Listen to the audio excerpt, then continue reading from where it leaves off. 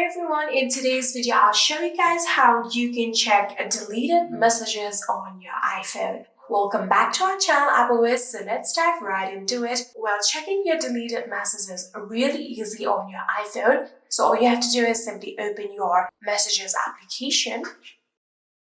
So after opening your Messages application, here you can get the option of filters right here. All you have to do is tap on filters and then you can see the option of recently deleted. So all you have to do is simply tap on it and you can see these are all of your recently deleted messages. So if you want to recover them, you can simply tap on these chats just like this and then tap on recover. But if you want to recover all of them, you can simply tap on recover all, and like that, all of your recently deleted will be recovered. And just like this, you can check your deleted messages on your iPhone. I hope this video was helpful to you guys. If it was, please do not forget to hit that subscribe button and like our video. Thank you so much for watching. See you in the next.